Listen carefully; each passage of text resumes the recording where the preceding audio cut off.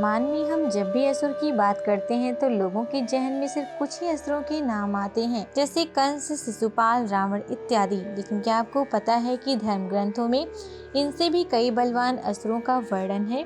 इसके अलावा भी कई ऐसे लोग हैं जिन्हें ऐसा लगता है कि असुरों की वास्तविक तौर पर रावण के बाद पहचान मिली, लेकिन ऐसा भी नहीं है।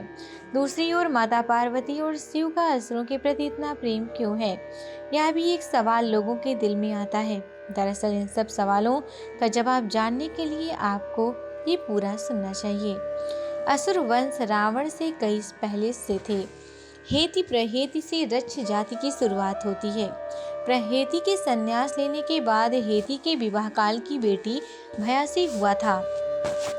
विद्युत केश नाम के पुत्र की उनको प्राप्ति हुई। इसके बाद संध्या की पुत्री सालकंठकटा से उसे एक पुत्र हुआ, जिसे काम के वशीभूत होकर उसने पर्वत छोड़ दिया। उस पुत्र के महादेव और पार्वती ने आशीर्वाद दिया और पालन पोषण करते हुए कहते हैं कि पार्वती ने ही उसे पुष्पक भी मान दिया और उसके सुनहरे केस को देखकर उसका नाम सुकेश रखा था।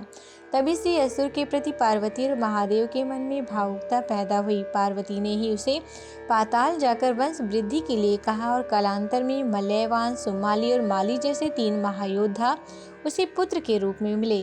अक्सर हम लंका को लेकर सोचते हैं कि उसका वास्तविक अधिकारी कौन था। क्या वो रावण की थी? क्या उसे कोई रावण ने बनवाया था? तो जवाब है नहीं। दरअसल लंका को विश्वकर्मा ने इंद्र के लिए बनाया था। वो चारों ओर समुद्र से घिरी हुई त्रिकूट पर्वत के ऊपर थी और स्वर्ण की थी, लेकिन इंद्र की पत्नी को वह स्वीकार नहीं थी, जिसके बाद वो काफी समय तक बिना राजा के रही।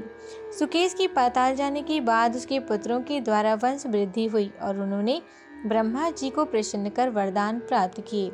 तीनों के तप से प्रसन्न होकर ब्रह्मा जी ने उन्हें लंका में निवास दिया था। हालांकि सबसे छोटे भाई माली को यह स्वीकार नहीं था, लेकिन मलयवान के कहने पर दोनों भाई लंका पहुंचे और पूरी रक्ष प्रजाति को लेकर लंका को बसाया। अब प्रश्न यह आता है कि अगर लंका असुरों के पास थी तो रावण को लंका क्यों लेनी पड़ी? दरअसल मलयवान, सुमाली और माली जैसे 3 महायोद्धा मिलकर बेकाबू होते जा रहे थे, जिसके कारण स्वयं देवताओं की मदद करने श्री विष्णु को आना पड़ा और उन्होंने 3 असुरों के साथ मिलकर देवासुर संग्राम लड़ा। श्री विष्णु के हाथों सबसे छोटे भाई माली का संहार हुआ। उसके बाद पूरी सेना को उन्होंने छिन्न भिन्न कर दिया। सभी असुर एक बार फिर से पाताल खदेड़ दिए गए और उसके बाद लंका कुबेर को मिली।